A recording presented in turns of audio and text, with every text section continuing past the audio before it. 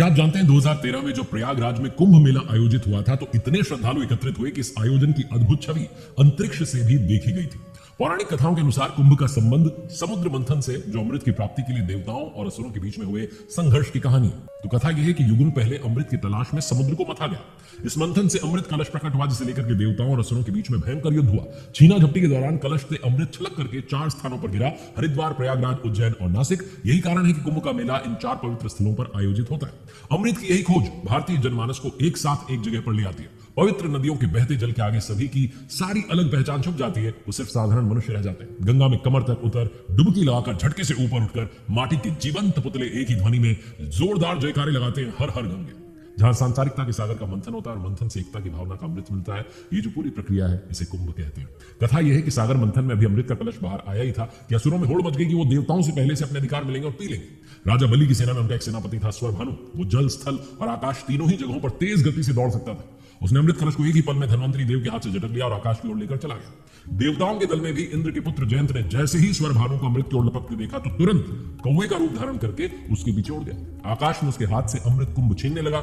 जयंत को अकेला पड़ता देख करके सूर्य, चंद्रमा और देवताओं के गुरु बृहस्पति भी उनके साथ में आ गए। कलश से जो छलककर अमृत सबसे पहले गिरा वो हरिद्वार में गिरा। इसी बीच में स्वरभानु का साथ देने कुछ और असुर आकाश में उड़े और इन सब के बीच में अमृत कलश को लेकर के छीना झपटी होने लगी। इसी छीना झपटी में कलश से अमृत छलका, जो मैंने बताया कि पहली बार हरिद्वार में बूंदे गिरी, हरिद्वार तीर्थ बन गया। दूसरी बार अमृत छलका तो गंगा, यमुना और सरस्वती के संगम स्थल प्रयाग में गिरा।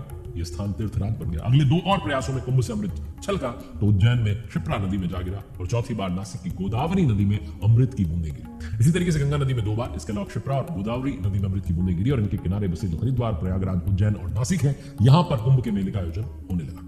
अब बात करते हैं कि कुंभ का मेला 12 साल में ही क्यों आता है। कुंभ मेले का स्थान तय करने में ग्रहों की दिशा बहुत महत्वपूर्ण योगदान देती है। सूर्य, चंद्रमा और बृहस्पति ग्रहों की स्थिति बहुत महत्वपूर्ण है। सूर्य और चंद्रमा जब मकर राशि में होते हैं, बृहस्पति वृषभ राशि में होते हैं तो कुंभ का मेला प्रयागराज में लगता है। सूर्य मेष राशि और बृहस्पति कुंभ राशि में होते हैं तो कुंभ का मेला हरिद्वार में होता है। इसके साथ ही जब सूर्य सिंह राशि और बृहस्पति ग्रह भी सिंह राशि में होते हैं तो कुंभ का मेला उज्जैन में होता है। जब सूर्य सिंह राशि और बृहस्पति सिंह या कर्क राशि में होते हैं तो कुंभ का मेला नासिक में होता है।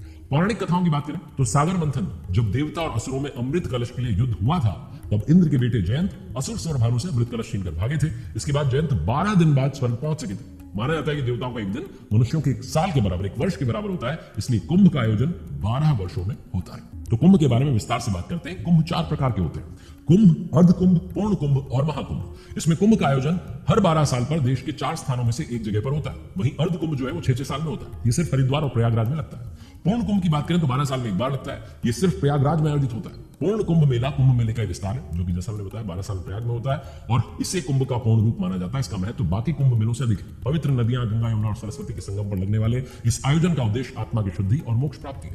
पूर्ण कुंभ जब 12 पूर्ण कुंभ पूरे होते हैं तो महाकुंभ कहलाता है और इस बार जो प्रयागराज में मेला लगने जा रहा है वो 144 वर्षों के बाद हो रहा है, इसीलिए इसे महाकुंभ नाम दिया गया है। यानी कि 12 पूर्ण कुंभ जब पूरे हुए तो ये महाकुंभ आया। 13 जनवरी से 26 फरवरी 2025 तक प्रयागराज में होगा।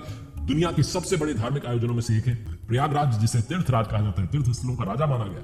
पौराणिक मान्यताएं कहती है कि ब्रह्मा जी ने यहाँ पहली बार यज्ञ किया था। यही कारण है कि स्थान आध्यात्मिक दृष्टि से अत्यंत पवित्र हो जाता है। महाकुंभ मेला हमारी भारतीय संस्कृति का ऐसा पवित्र उत्सव है जिसकी गूंज प्राचीन ग्रंथों से लेकर आज के युग तक सुनाई देती है। ये मेला न केवल आस्था का प्रतीक है बल्कि भारतीय दर्शन, परंपरा और खगोलीय विज्ञान का भी अद्भुत संगम है। इस मेले का संबंध सनातन धर्म पौराणिक कथाओं से गहराई से जुड़ा हुआ है। गंगा, यमुना और अदृश्य सरस्वती के संगम पर स्नान करने का विशेष महत्व है। कहा जाता है कि इस पवित्र संगम में स्नान करने से सभी पापों का नाश होता है, मोक्ष की प्राप्ति होती है